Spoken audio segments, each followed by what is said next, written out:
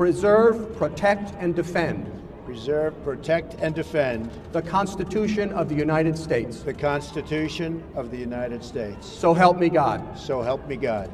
Congratulations, Mr. President. You're saying it's a falsehood, and they're giving Sean Spicer, our press secretary, gave alternative facts to that. But the protesters intended to march about 2.5 miles from near the Capitol along the National Mall to the White House, but they were unable to do that due to the size of their crowd. And we, the people, have the power. President Trump has informed FBI Director James Comey that he has been terminated and removed from office. I took it as a very disturbing thing, very concerning. Justice Department has just named a special counsel in the Russia investigation. Well, the president is now essentially an unindicted co-conspirator. Roy Moore is a pedophile. He's a child molester. CNN projects Doug Jones, the Democrat. He will be the next United States Senator from Alabama. He beats Roy Moore. A woman says the president's U.S. Supreme Court nominee, Brett Kavanaugh, assaulted her when she and Kavanaugh were both in high school. Dr. Ford, with what degree of certainty do you believe Brett Kavanaugh assaulted? 100%. The nomination of Brett M. Kavanaugh of Maryland to be an Associate Justice of the Supreme Court of the United States is confirmed. NBC News is predicting the Democrats will control the House of Representatives. If we organize together, if we fight together, if we persist together, we can win. Today, I'm launching an exploratory committee for president. Hello, everyone. Welcome back to Hindsight is 2020. We're just gonna leave. Welcome back to the next episode of Minecraft Let's Plays with Charlie Mazzio. No, that's not what we're doing. I'm Charlie Mazzio. I'm Sharon Liu. And we are back. Vincent is not here because it is his birthday. So everyone wish Vince a happy birthday in the comments. Since it's his birthday, my birthday present to him was freeing him and making him not have to do the podcast with us this week. My birthday present was humiliating him in Spanish and science through Sriracha, and then we gave him chocolate as an apology gift. That's reasonable. This week we will talk about a lot of things, because it's been a very busy news week, I would say. Oh my god! It's like for the government not working, it's a pretty busy week. So we're going to be talking about a bunch of new developments of the Russian investigation that happened basically after we hit stop on the record button. Just the headlines the next day: Russia. Just the state of Russia. We're going to talk about all the developments with the Russian investigation, the fact that Donald Trump was being investigated by the FBI for possibly being a Russian asset, because, that's normal. We're going to talk about Russia sanctions passing the Senate. We're going to talk about Julian Castro and Kirsten Gillibrand are both officially in for 2020. What does this mean for 2020? We're going to talk about the shutdown and the fact that that's still happening. And Pelosi and uninviting him from the State of the Union. Yeah. And then Donald Trump saying, no, you can't fly anywhere. And then we're also going to talk about a story that broke a couple hours ago, which is that Donald Trump and Little Rocket Man himself, Kim Jong-un, I don't know why I pronounced it like that, but all of us... You're like a white guy. You're like a white substitute looking over a Chinese name. Yeah, just like every single substitute who has Jerry in a class, they're just like, Ji-young-yu. How do you pronounce it? How do you pronounce it? Jerry. We're just going to leave all the stuff about Jerry in. Shout out to Jerry Kwan, everybody. He's going to hate us. He already hates me, so I don't care. But yeah, and then we'll also talk about North Korea and the second summit and why there needs to be a second summit and why, honestly, some of these negotiations might be a bit pointless in the long run. So yeah, we'll end it off with the threat of nuclear Armageddon. That'll be fun, right? Yeah. So let's get into it. You want to breeze through all the unimportant stuff? So we'll get through the smaller headlines quickly. So on Saturday, January 11th, Julian Castro announced in his hometown of San Antonio that he would be running for president on a platform of free universal health care, free universal pre-K, expanding Green New Deal, as well as many other progressive policies. And he formally announced that he he's the first person to actually straight up announce that they're running. It's just not this like whole exploratory committee bullshit where it's like they're basically just, when people say exploratory campaign, they're just saying we're running for president, but we don't want to say we're running for president yet. But Julian Castro is officially all the way in. And we've been talking about him being in since like December because he's effectively been in since December, but he was officially in last Saturday. And on The Late Show with Stephen Colbert, last Wednesday approximately, Kirsten Gillibrand officially announced that she will be running for President of the United States of America and as a Democratic candidate. Kirsten Gillibrand, she's a Democratic senator from New York, the junior senator from New York. She's been in the Senate since I believe Hillary vacated her Senate seat.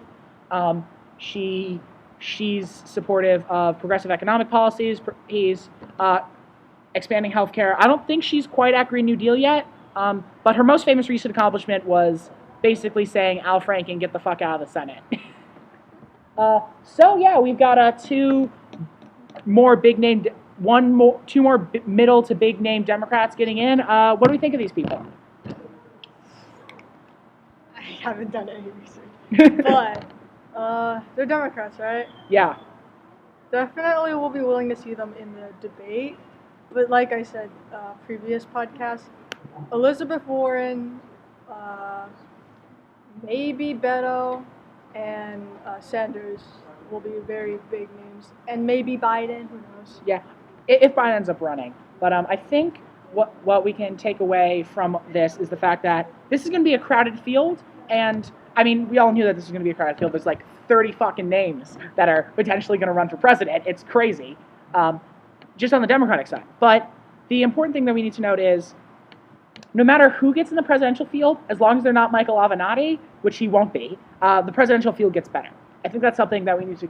Once Ben Shapiro goes in, the election is... He will destroy the libs with facts and logic. Facts don't care about your feelings. But in all seriousness, like, the field is made better by Julian Castro coming in and advocating for universal pre-K. Because, like, that's not a position I have heard anybody take, right? Like, that's not a thing that people advocate for, universal pre-K. That's not a thing. Like, have you heard a bunch of people advocate for universal pre-K? I don't hear any politicians talk about pre-K in general. It's like, yes, pre-K, that very important part of school. Everyone knows that. High school, college, doesn't matter. What really matters is pre-K. But you know, I mean, there have been studies done that while he was mayor of San Antonio for 3 terms, he implemented universal pre-K. And when he did that, the crime rate in children who had pre-K went down. The crime rate in children went down. The juvenile crime rate went down. Damn. So again, I don't know if there's enough research to do direct correlation there, but I think that there is something there, and there's something to look into there. I wonder if it'll work in Florida. No, I mean, in that case, they have to start schooling the alligators, and I don't know how that would work economically. They start contributing to our society. Turns out they're great businessmen. Yeah. Turns out alligators, they're very good businessmen. They don't really work very well with crocodiles, though. There's like a long-standing race war there. Or people. Yeah, no, they think humans are very good snacks. Oh, yeah. What are we talking about? Oh, yeah, the presidential election. Great Snapping heads off election. What's the difference? Pretty much. But yeah, so now Kirsten Gillibrand. Another senator who has been received a victim of some of the negative coverage that happened around Hillary Clinton, and that has happened since. She has basically been a decent target of the same accusations that have been levied against Warren of being too similar to Hillary. And while I think that is just, first of all, just blatantly sexist, right? Because, like, I mean, especially with Clinton and Warren, it's like the only things that are similar about them is that they are both white female Democrats. The similarities end there. Elizabeth Warren's much more progressive on her economic policy, much more progressive on climate change, much more progressive on healthcare. It's like she's overall a much more progressive candidate. And she always has like a strong position because I just researched this. But she said she wanted to go from like deporting all illegal immigrants to abolishing ICE. Like, That's a Hillary? No. Gillibrand. Gillibrand, right? Yeah. And I feel like that the complaints that have been levied against Gillibrand are again some of the same ones that have been levied against Clinton, because like a lot of people have accused her of being a fake progressive, something that Hillary was accused of a lot. Because let's all remember the fact that Hillary voted for the Iraq War. Never forget that Hillary voted for the Iraq War. And also Bernie didn't. Bernie for president. Is that your socialist ass out of here? Donald Trump 2020, 2 terms. Does that count as an endorsement? I don't know. But my MAGA hat will be here next week. I still don't know why you bought that. Mr. Chickless wore it, so now I can't throw it away. But I mean, like, again, she's been very flip-floppy on immigration issues, on healthcare, on climate change. Same as Hillary as well. But I don't know.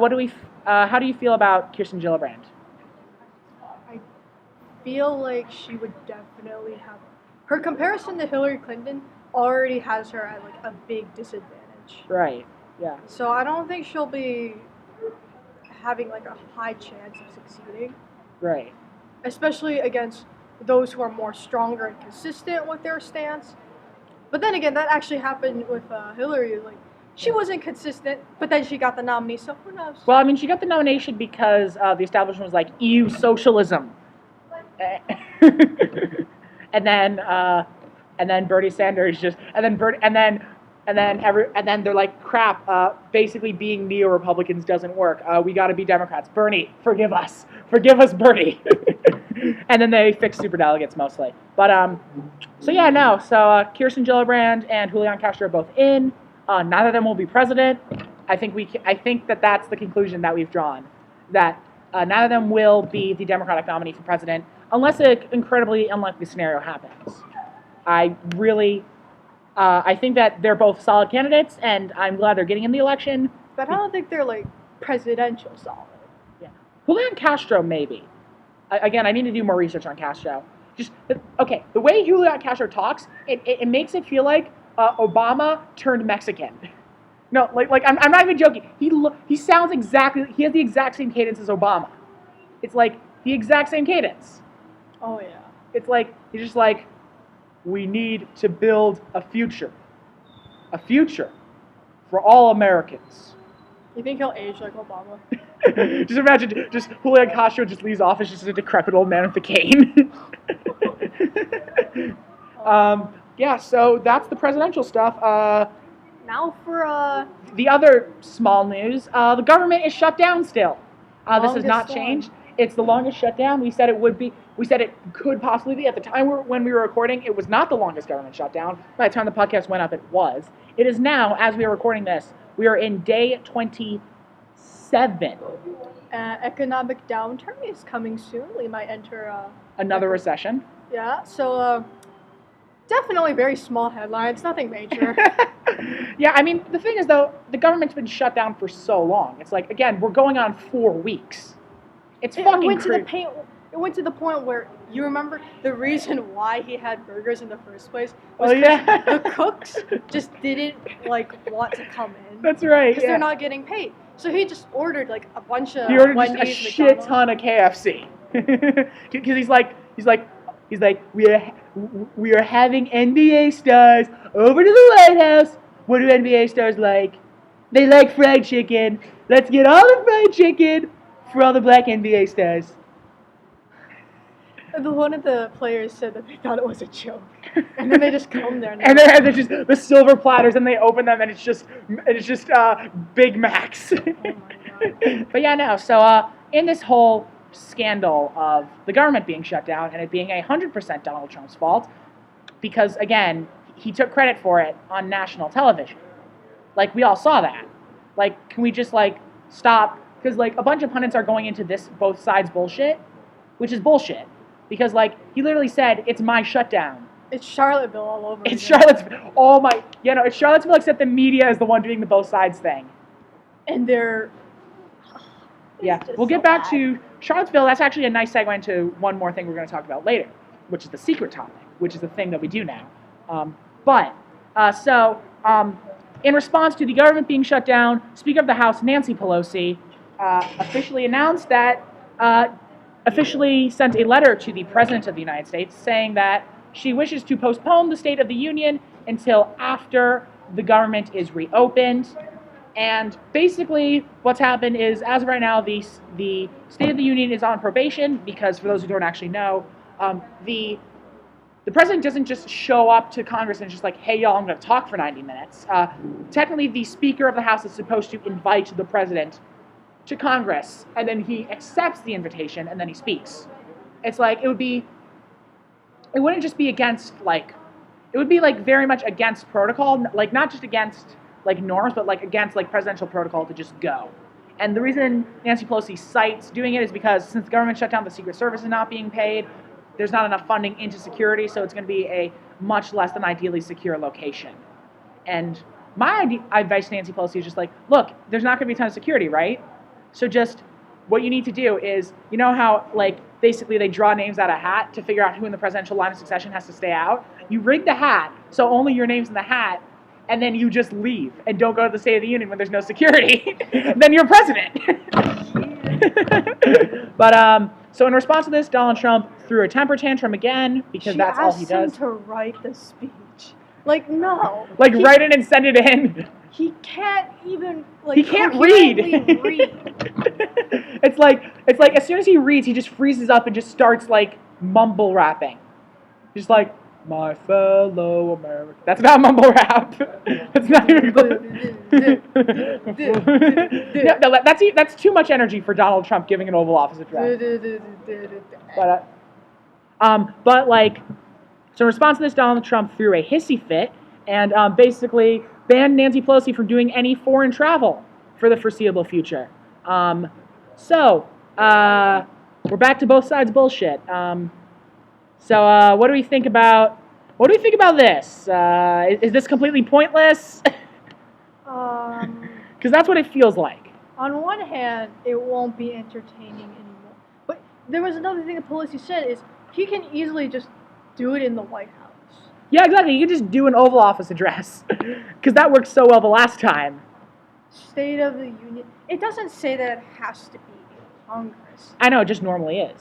Yeah. So just do it in the office. No, he's having a hissy fit about it. Yeah, no, it's the exact same reason why we're even in a government shutdown in the first place. He canceled her flight. Well, technically he's like, hey, you're going to have to fly a commercial. But then she's like, oh, there's going to be a security threat because the shutdown is here, so you can't hire people.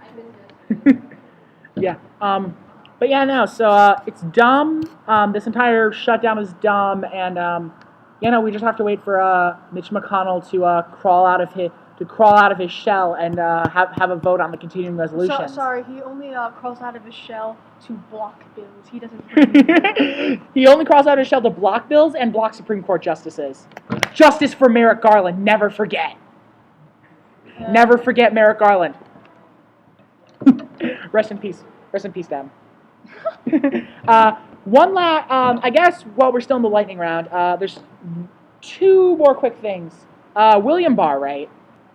William Barr he's doing so much barring. He's William Barring all about in his confirmation hearing to be the next Attorney General of the United States. Confirmation hearings have been going on the whole week, basically since Tuesday.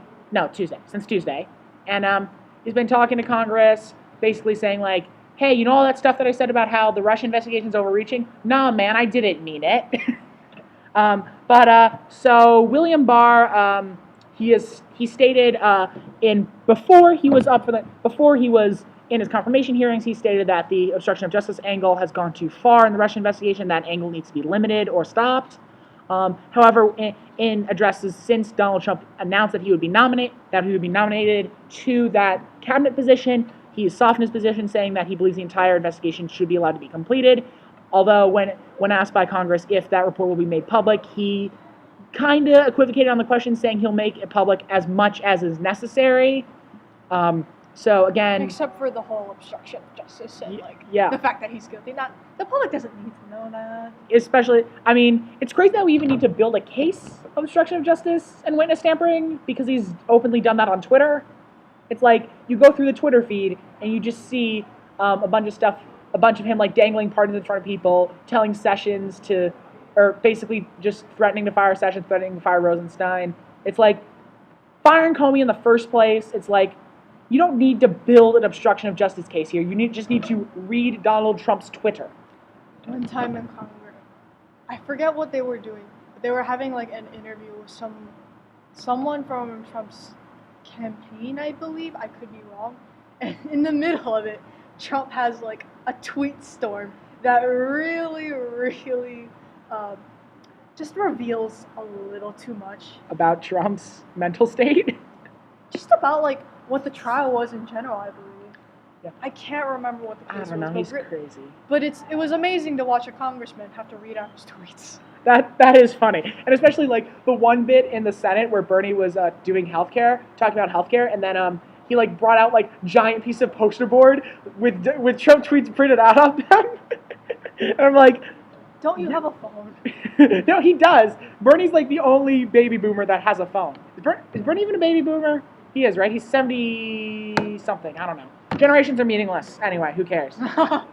But so 77. Thank you. He is 77. Our live fact checker has fact checked that for us. Thank you, Declan. But so let's get on to the last part of the lightning round before we go more in depth into the main two topics, Russia and North Korea. Steve King. What else do I need to say? Last week, I don't know how we missed the story, but we did last week. We missed a quote of Steve King giving an interview, where he said, white nationalism, white supremacism, Western culture, when did those terms suddenly become offensive? In response to that, Kevin McCarthy, the minority leader, that gives me so much pleasure to say, of the head of the Republican Party, the minority leader in the House of Representatives, has pulled Steve King from all his committee assignments, and currently Steve King is facing a primary challenge from his left in the 4th District of Iowa. Sharon, why are they only doing stuff about Steve King now? That's what really is so interesting, is why now? Is it because they're looking at Trump and they're like, oh, we're doing something wrong?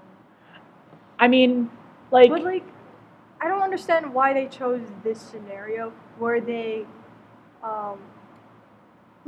it's like, why is this the quote? Because Steve King, earlier this last year, said on national television, no worthwhile ideas have come out of any place other than Western civilization.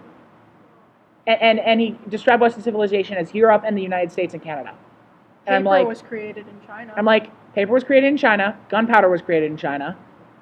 Like, India got them spices. And they created the numbers we're using now. Yeah, I was gonna say, like, the Arabs created numbers. Slaves created American economy. Yeah, I was gonna say. Although I think that's something Steve King's in favor of. Exact quote from Senate Majority Leader Mitch McConnell.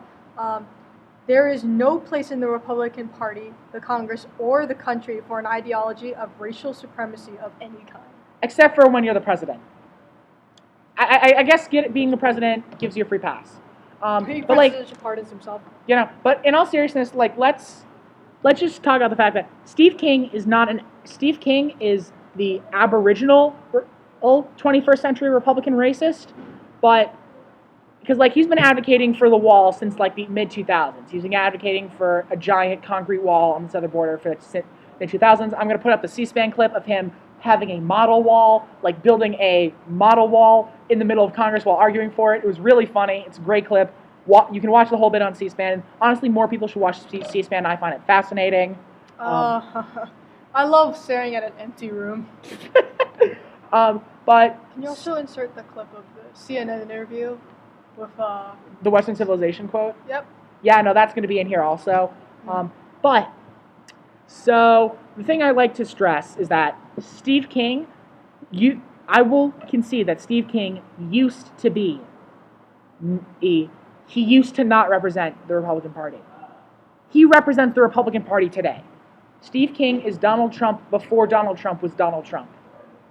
Steve King is the original old white Republican racist, who tapped into the far right base and the MAGA base. He's the Donald OG Trump MAGA. Is the the Melania Trump speech, and Steve King would be the Michelle Obama. Yes, that's true. Although that wouldn't work because it implies that Donald Trump talks to his wife. No, it's the other way around. Thing I'd like to stress is, honestly, I find it good that Steve King is finally going to be. He's been removed from all of his committee posts. That's a good thing. I hope that the guy who's already declared that he's running against him in 2020, I hope that he wins that primary. Although I also kind of hope that he doesn't, because then we can actually just win all these seats in Iowa, because that would be cool to have an entirely blue Iowa. But even that might not be like very possible. You know? I mean, like the guy who was running against him in the last election, who's black by the way, only lost him by like 3 points. But this is another question that I saw on Accountable, where they said, "Are you disregarding Iowa's vote for Steve King when you strip his position?" In which I genuinely wonder whether Iowa was like voting just by party, or if they really knew what the statement was and agreed with it and voted for it. Yeah. So I don't know. Maybe we'll find out when they have. Will they have a re-election of it? They're not gonna. Iowa. All House seats are up every 2 years. So Steve King will have to face re-election in 2020. Oh yeah, by the way, Declan is joining the podcast right now. So Declan, say hi to the podcast. Hello, that's me.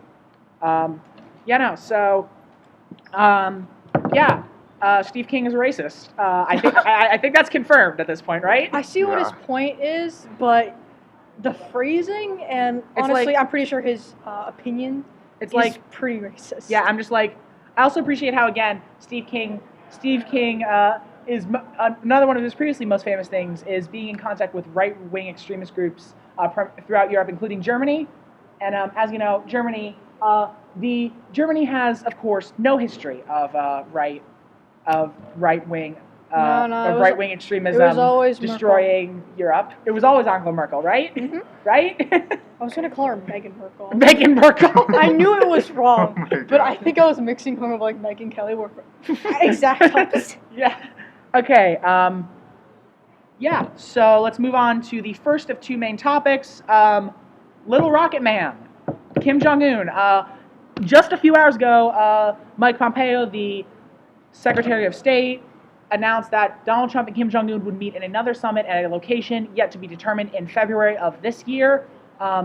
This is on the heels of, again, their first summit in June, where literally nothing of substance happened, except for Donald Trump calling Kim Jong-un fat on camera. That was fun.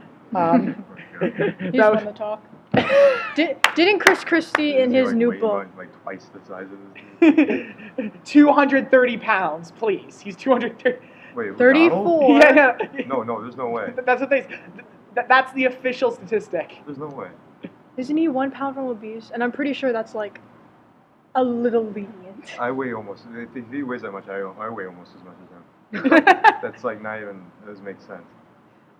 Yeah, Chris Christie mentioned how Donald Trump told him, if he wants to look less fat, you wear longer ties. Actually, though, that's kind of smart. But wears long ties, so the whole thing about North Korea is the entire reason why having a second summit is because of how shitty a negotiator Donald Trump is. And honestly, it's also because of how smart Kim Jong-un is. And Kim Jong-un is a very smart man. He really is. I mean, and again, I abhor everything he has done. Oh, yeah. I abhor everything he's done, except for the guy who played him in the interview. That was really funny. Watch the interview; it's really great. But what he's done, what he wants to accomplish, it's working. Yeah, no. What he wants is for us to not pay attention to him, and that's what's happened for the last 6 months. It's like Declan. Have you seen a single headline about North Korea since June? All I see is the old North Korea memes. Like last year. Yeah, it's like since the summit, we've just acted like the North Korea problem, which again was the huge topic of conversation since like October of 2017 up until till June. It was the big foreign policy thing, was North Korea. But then we just move it aside because like the news was so clustered with domestic stuff. Yeah, and also like the foreign policy window has shifted very dramatically over to the Middle East in recent months, especially with or up north to Russia. I don't know what's going on with Russia. Yeah, especially with the murdering of Jamal Khashoggi. Oh, yeah. Whatever the fuck is going on in Syria, I honestly have no idea what our Syria policy is. Yemen's dying. Yemen is still dying. We need to pull out. We need to pull all our support for Saudi Arabia and Yemen. Trump's stupid response to it.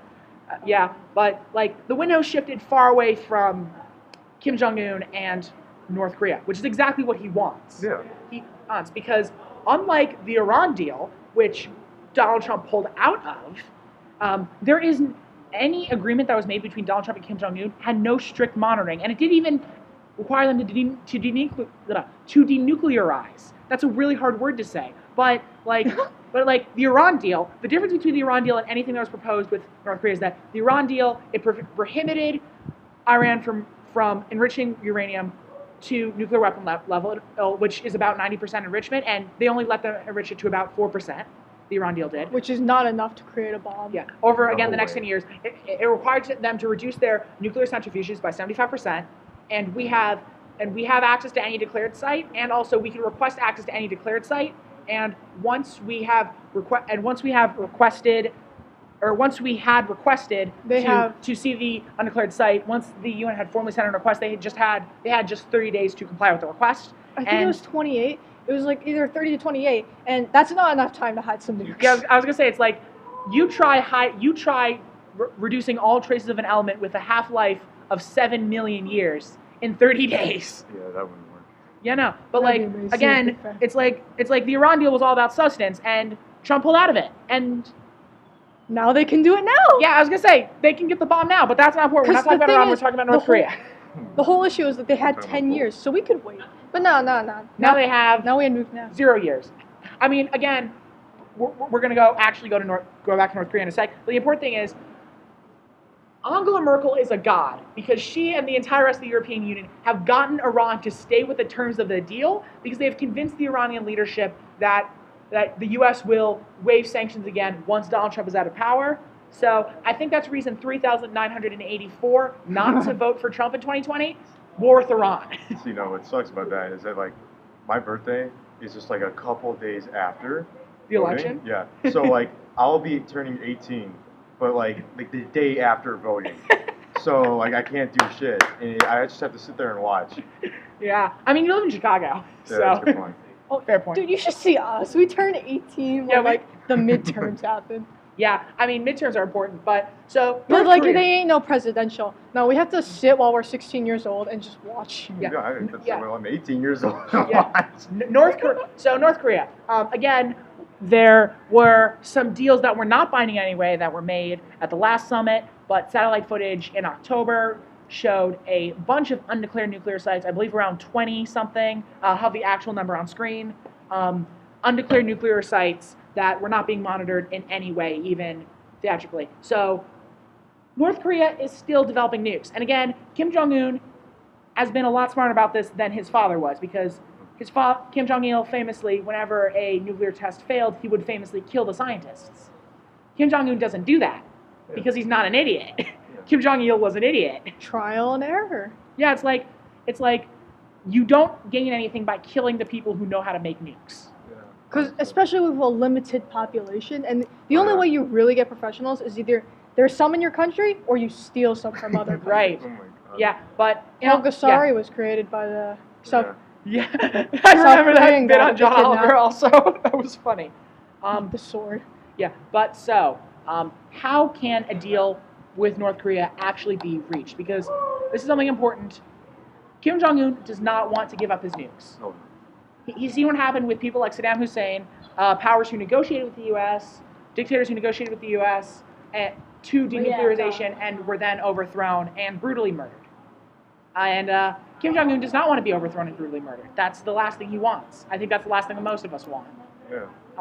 And he's a dictator, so if he's not exactly popular. If he sides with us, his people who have been trained by him to hate like Americans and Western civilization, they'll see him as like a failure of a leader, and they might want to overthrow him. Right. So. Yeah. I always wondered what their mindset is in the country, though. Well, I mean, because like you can't really get that because they're not allowed to leave, you know. Right. But there were some interviews of people who escaped there, like they're very polluted with anti-American, at the very least. I know, but I wonder if, like, in the country, there are people who know. Like, well, I mean, there are the people. woke folks. Well, I mean, The there are woke people. folks. There are people who smuggle stuff in over the border, like smuggling. NCIS. Yeah. No, that was also in the John Oliver bit where there are people who smuggle USB drives with news reports, things showing and also NCIS, which I thought was the funny part because we found out who's actually watching NCIS, the people of North Korea. Do you think any of them actually smuggled the Al Yankovic That would be really funny. North Korea songs? That would be amazing. That would be. But they do love the accordion. That is true. So the most important thing is, how do you reach a deal with North Korea? And here is what I think would need to happen. We need to have a similar thing as to what happened with Iran, because the way we actually got the Iran deal was that all of Iran's major trade partners put huge sanctions on Iran, and it caused Iran to need to come to the table because their economy would collapse otherwise.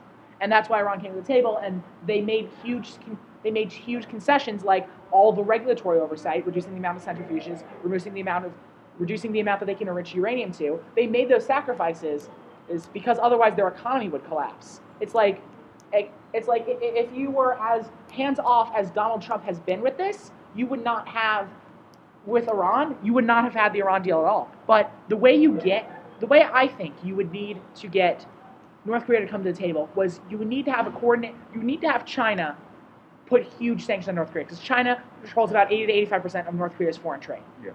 They're their biggest trading partner by far. If North Korea and China stop trading, North Korea's economy just goes down the toilet. It makes up like 80%. It's crazy. But the thing is, that's what I always think. Sorry for interrupting you, but like, whenever you think of North Korea, you always just think of how that economy is holding up, how that can't just collapse It's in China. any second, and then you remind yourself it's China. Yeah, it's all China. And lo and behold, Donald Trump has spent the past year destroying our reputation with China with this stupid trade war. So, and there was a conflict. He destroyed all that chocolate cake. There was a conflict a while ago. I forget whose administration. It might have been Obama's. It might have been Trump's. But South Korea wanted to, I forget what it was, but they wanted to do something that China really disagreed with. But South Korea wanted to go forward with it, and they had U.S. backing them. So now South Korea and China the story of the South Korean government. So now South Korea and China are quite mad at each other. And while it's settling down, I don't think now is the right time to cooperate with China, especially when they're still mad at South Korea, which is one of our biggest allies. I mean, again, we're not going to get a cooperation with China, especially under Donald Trump, because he's got people like Peter Navarro advising him on economics who are very anti-China. And as long as we're in a trade war, a bunch of posturing with China, and also a bunch of foreign kidnapping things that have been happening with Canada and China that we've been sponsoring Canada with. I'm not going to get into it here. Pod Save the World, a phenomenal podcast that's much more popular and better than this one. Over the past few weeks, has been getting into this scandal about a huge Chinese oligarch's daughter being arrested in Canada, and just the diplomatic frenzy that's ensued out of that. So go listen to the last 3 episodes of Pod Save the World if you want to hear that story. But how do you guys think that? That's my take. But how do you guys think that this will end? I honestly don't know. Nuclear war? I hope not, but I mean, it's just with North Korea, I don't know. Yeah, I don't think anyone knows. Kim Jong-un is very smart. They're just so unpredictable. It's just not something that can be discussed in this administration. I agree. Maybe when the next president comes, we'll have a general idea of what could happen. The most preferable thing would be a similar situation to Iran, except we don't pull it out of it like we did. With Iran, yeah. And then have to have the UN clean it up. But it's just now, it's a very uncertain future. So maybe we'll come back to the subject after the summit.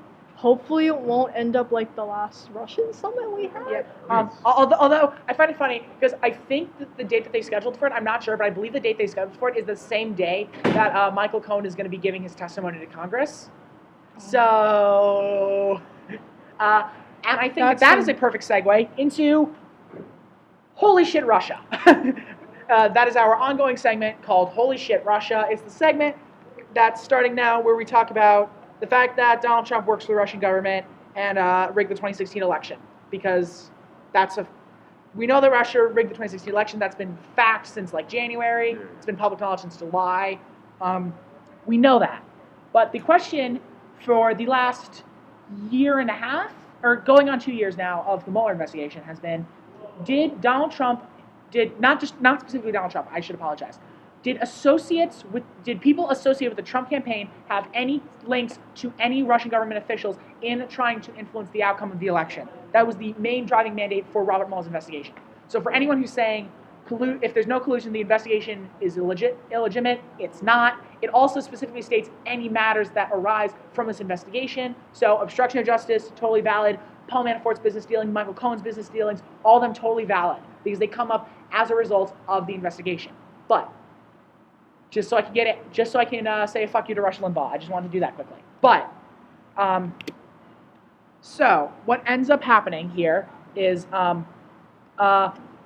on Sunday, the New York Times publishes a story that the FBI, in response to the firing of James Comey, the most self-righteous man in the government, the Federal Bureau of Investigation opened a counterintelligence investigation into Donald Trump to find out whether or not he was a foreign asset. Ladies and gentlemen, this is one of the big things. It's like we had a huge thing a few weeks ago with Manafort, where we basically had the thing where he shared polling data with a Russian oligarch with ties to the Kremlin, which is the thing. That's the thing we've been looking for.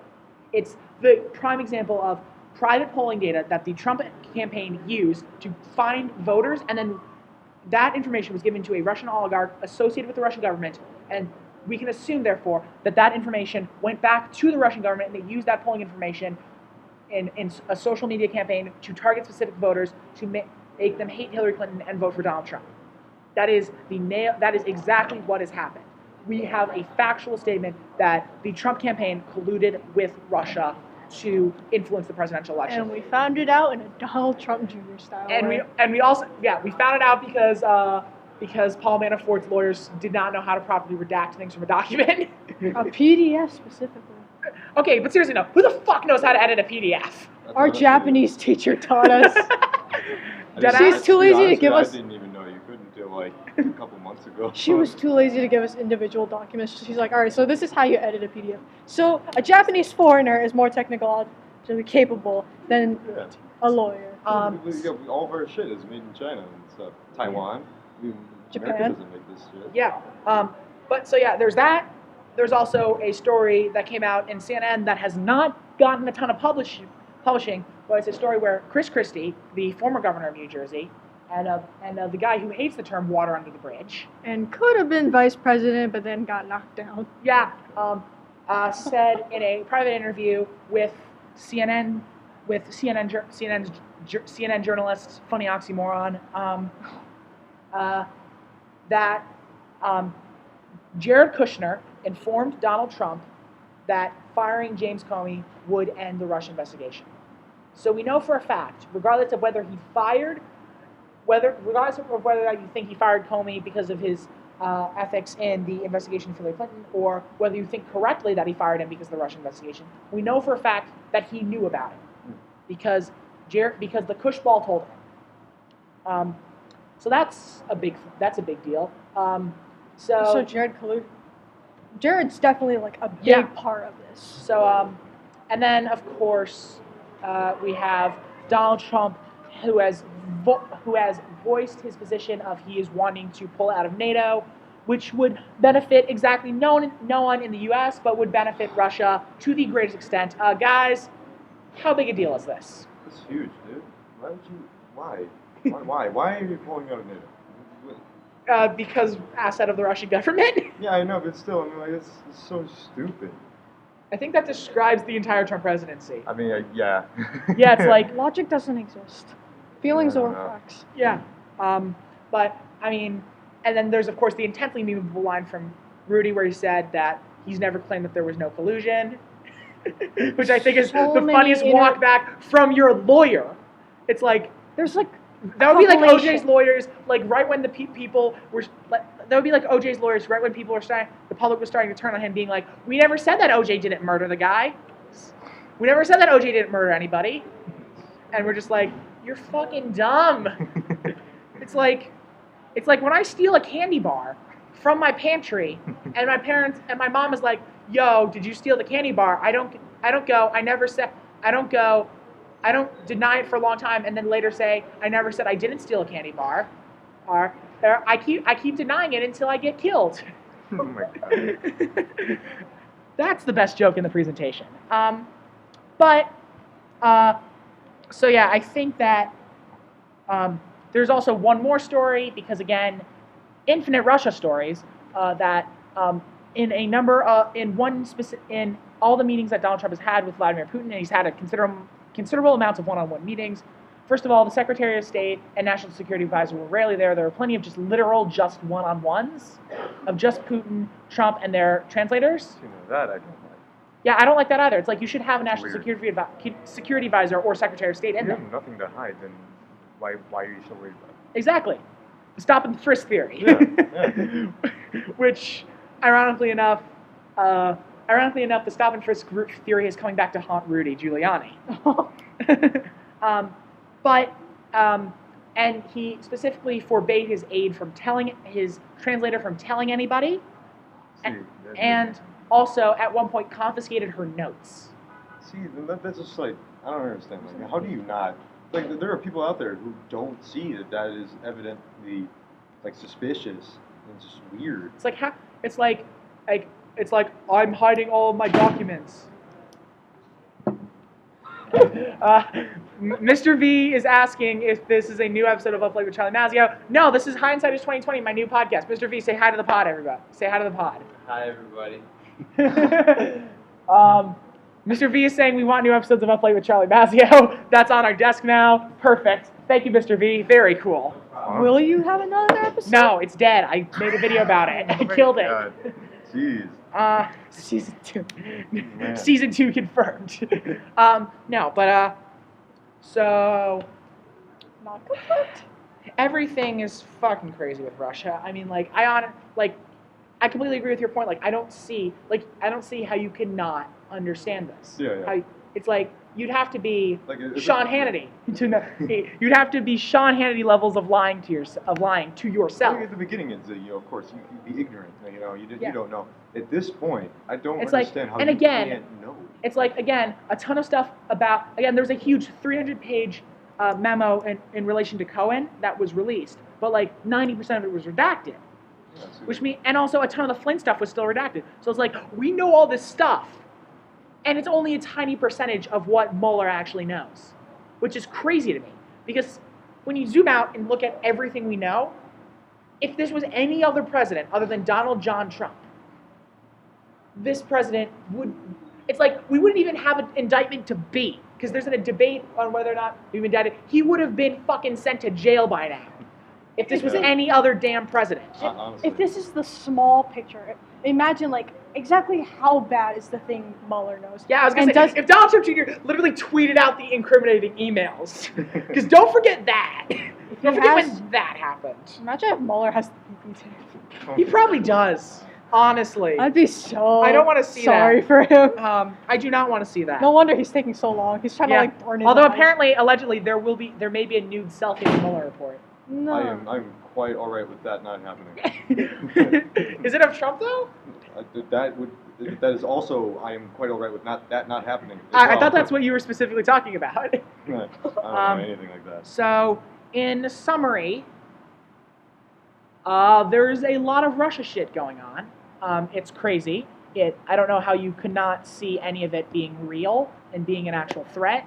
And whether or not, again, Donald Trump actually is a foreign asset, he is. He definitely is.